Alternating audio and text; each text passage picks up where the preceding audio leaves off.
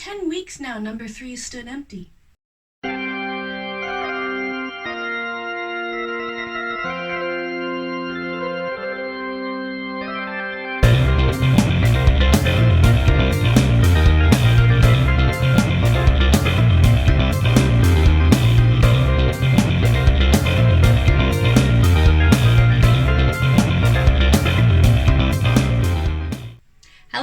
Welcome to Rambling on Music, place with musical discourses for musical minds.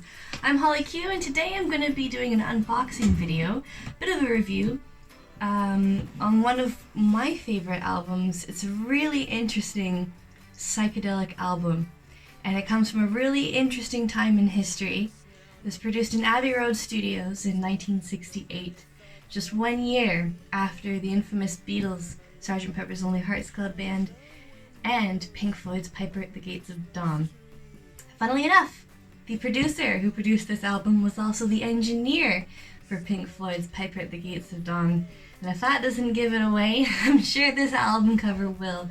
It is the incredible, what's deemed first ever rock opera, not Tommy, but indeed Pretty Things, S.F. Sorrow. What I'm holding here is the 50th anniversary edition, so it came out a couple of years ago in 2018 by a company called Madfish Records. Now, as of this morning, this is still available on the Madfish store, which can be found via Burning Shed. It's going for £75, also available, of course, on other retail online outlets, so Amazon and eBay, for example. But I picked this one up directly from Madfish, because I believe they did a fantastic job, and of course I would like to support them as much as I can.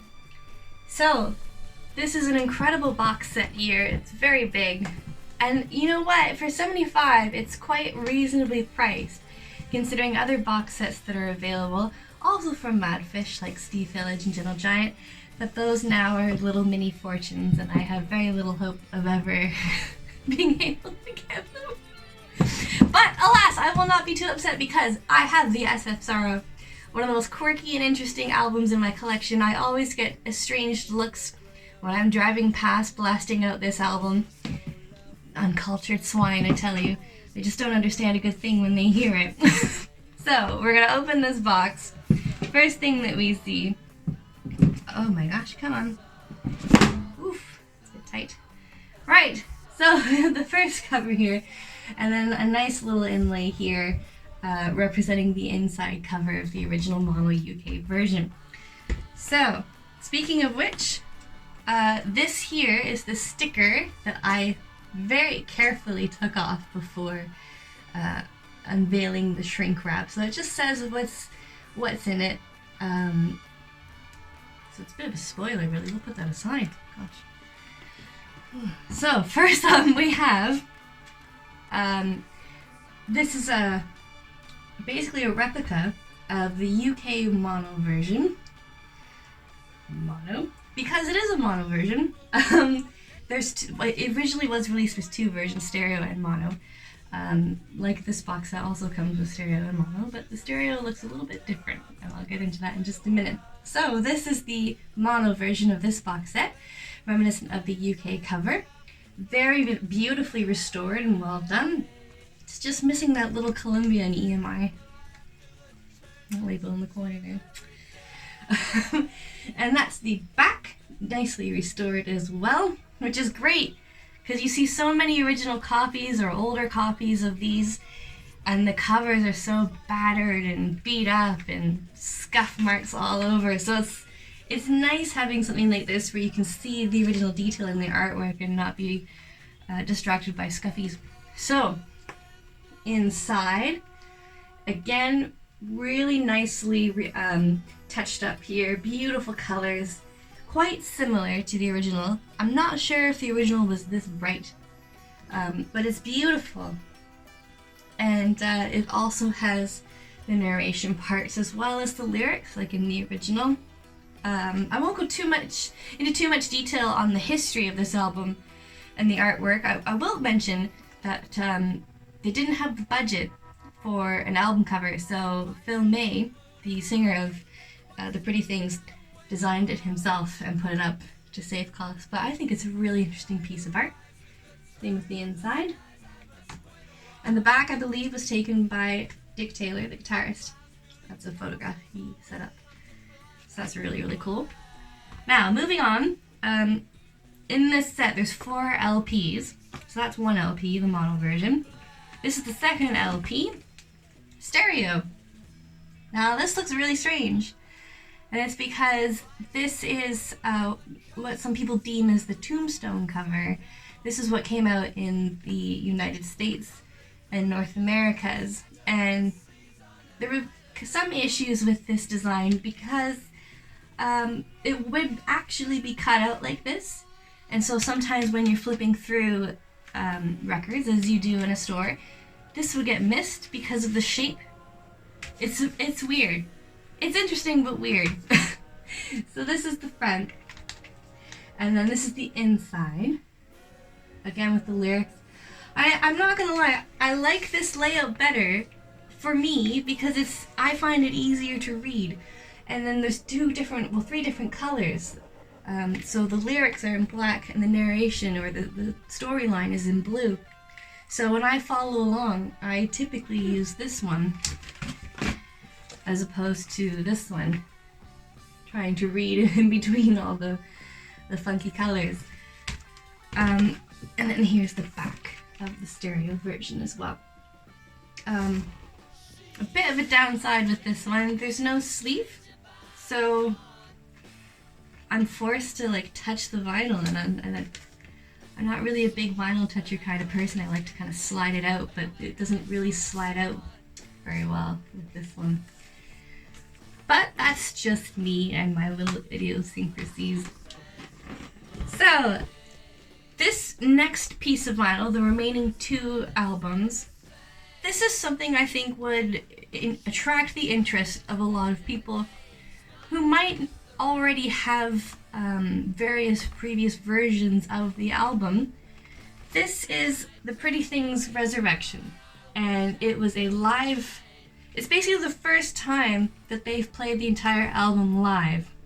And this happened mastered, recorded, produced in Abbey Road Studios on the 30th anniversary of the album release. So this came out in 1998. However, this is the first time that it's been put and pressed onto vinyl. There's a CD version and there's a DVD. Now the DVD is fantastic. I always love a good concert DVD. It's great because you can see the certain parts where David Gilmour plays. Yes, that's right, David Gilmour appeared at this concert to play, along with Arthur Brown, the great Crazy World of Arthur Brown. He does the narration, and I love his job of the narration. He gets right into character. He has a different voice for Baron Saturday. You can just tell that he loves this album, and the opportunity for him to bring the narration to life. The first time, really, the narration for this song has been recorded. You can tell he's just really excited about it and happy to be there. And you can hear that enthusiasm in his voice, especially when you're listening to it on record like I did, as opposed to the DVD. So the DVD is great because you can see what parts David played or what parts Dick Taylor played. And of course there's all these really, I guess, interesting, for lack of a better word, video effects from the 90s. You know, a lot of split screens and psychedelic things. But sometimes I find that those visuals can become a bit of a distraction. So having this, I thought it was absolutely fantastic because I did that old cliche thing where I just put it on, no distractions, shut the lights off, or at least have a very dim light on, and just follow along with the lyrics. And you hear so much, and you not only hear how it might have evolved 30 years later, but also some of the intricacies that are on the album that might have been missed. And also the incredible flourishes added by David Gilmour, particularly at the end of I See You.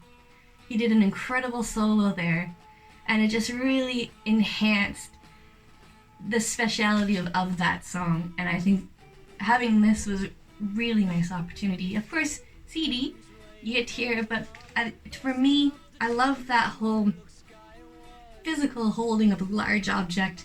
And then of course there's all these fantastic photos that were taken at the event that kind of top and tail the album there.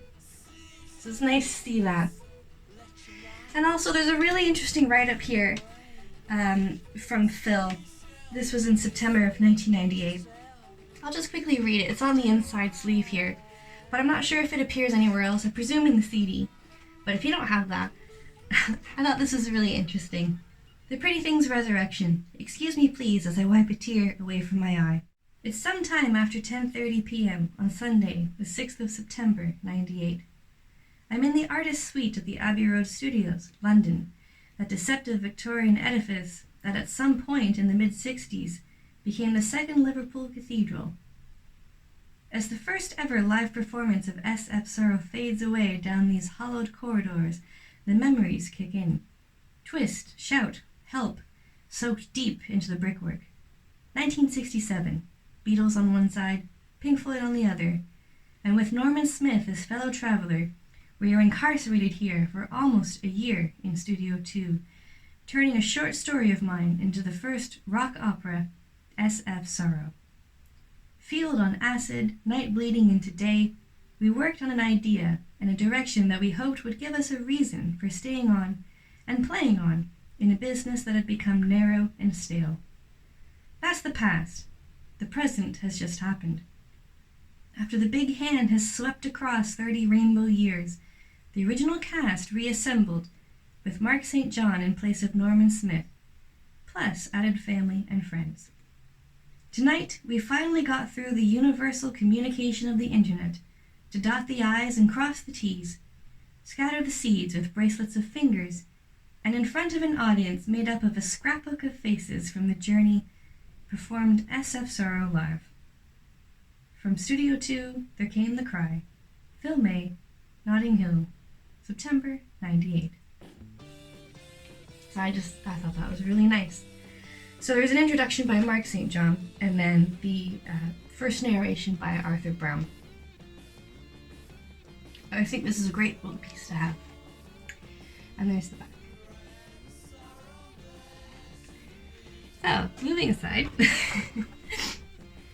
this is something that is really special that came in this box, and I think this is, if you already have the album and perhaps a CD or DVD copy of the concert, I think if you're a collector, this is what's going to drive you to want to get this box set.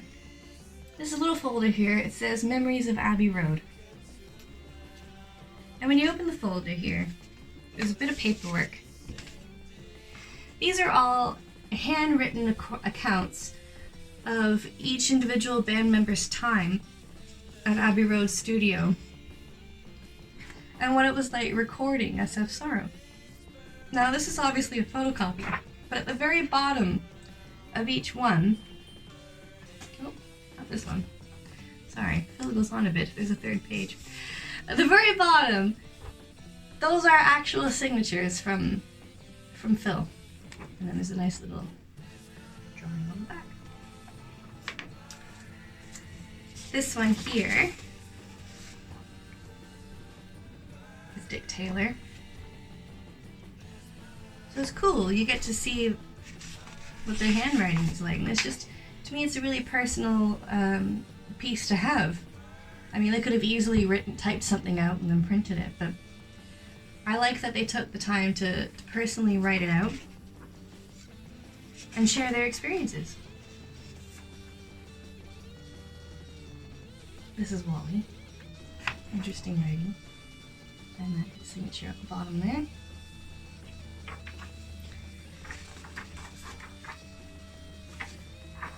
This one is so hard to read. John Povey. Took me a while to get that one. And that's the signature on the bottom. And then finally, Skip. I think that is a really special thing to have, especially since Phil is unfortunately no longer with us. So like I said, these are still available on Madfish if you're interested. I think it's really something special to have in your collection, especially if you're a Pretty Things fan. So up next we have 4 reprints of essentially rare singles that are European. So the first one here is Defecting Grey and Mr. Evasion. And this came out before the album. This came out November 10th, 1967, and this is the Spanish version. And it was just after this that Skip left when this came out, and Twink came in to replace him. So that kind of gives you an interesting bit of history on what was going on in the timeline. The next single that was released was Talking About the Good Times and Walking Through My Dreams. And this was released February 16th, 1968. And this is a German pressing. So it's really interesting there. Got like some German stuff there on the back. Pretty cool. And then another German pressing. This is Private Sorrow and Balloon Burning. And this was released November 1st, same year, 1968. And again, some German albums there being advertised in German along the bottom there.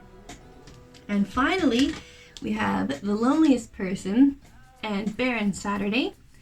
And this is a French copy, French version, so there's a Le Français on the bottom there. This is an interesting one because there's no date per se on when this was released, as far as I can tell, just that it was 1969 and that this is the French copy. So pretty cool stuff. And finally, that's the end of the box, and there's a little bit of a cutout there just to hold your singles in. Down the back. Something else that's really cool about the release of this box set is there's actually a YouTube video of Phil May and Dick Taylor opening the box, going through it, and discussing what they thought of the box and their experiences, of course, with writing SF Sorrow and creating it in Abbey Road Studios, such an iconic studio, obviously, to produce anything in. So that video, I've put a link in the description below. It's really great to see the two talking about it and their experiences. Overall, I think this is a fantastic box set, especially if you love the album. And I love that this has kind of been preserved and has been given the respect that it is due. I find so often it's overlooked. When we hear the phrase rock opera, we often think of bands like Queen and of course The Who, with not only Quadrophenia, but what a lot of people say is the first one, which is Tommy. However, this came out the year before. And I think it's a shame that with the way it was marketed back in the day, it almost kind of died before it even started. You know, I think it's fantastic that we have companies like Mad Fish that are doing exactly what Boxset should do, which is not only encompassing and harnessing the great aspects of it, but preserving it and offering it in mediums for generations to come to enjoy. So overall, I think this is a great box set. There was only really one thing that kind of surprised me in the American version, the Tombstone stereo. There's a couple of spelling errors and grammatical things in the lyrics. Now, I don't know if they were in the original pressing, because I don't have that. But aside from that, I think the artwork has been meticulously restored and updated. I think it looks absolutely beautiful. The box itself, I think they did a really nice job. I love the fact that they included personal write-ups from the band. I think that's a really personal touch that adds not only a sentimental value, but value in that, you know, that's the artist's handwritten work. You know, that's, if you think back, all of those lyrics from that album would have looked like that. It's just one of those special things that you don't see very often. You know, there's lots of box sets out there, but very few of them have handwritten pieces in them, and I think that makes this particular box set really special. I like that they included the mono and the stereo versions. I know myself, I've had fun listening not only with headphones but also in a room, the differences between the mono and the stereo, which of course I will talk about in the next video when I discuss the album a bit further. I'm very fortunate and grateful that they were able to include Phil in this project, especially considering he died so shortly after. I think it's so nice that they were able to have his contribution in this box set parachute the 50th anniversary version that they did just after that. It was too late. He was already gone, so he wasn't able to contribute to that version as much as this one. So I'm glad that that was done, because so many times people do box sets and the artists have left, you know, and it's an absolute shame. So I think this is a really special box set. Again, it's available on burningshed.com/store/madfish. And that concludes the unboxing of the 50th anniversary edition of SF Sorrow. Finally, a deluxe version that this incredible album so rightfully deserves. I hope you enjoyed that. The next episode, I am going to do more of an in-depth look at the album in terms of its history, the personnel, what was going on at that time, and then of course the story, the concept that is SF Sorrow. So if you did like this video, please give me a like and a subscribe. That really helps me out when you do. And I look forward to seeing you in the next video. Don't forget, we also have ramblingonmusic.com, Facebook, Instagram, and Twitter. Ta-ta!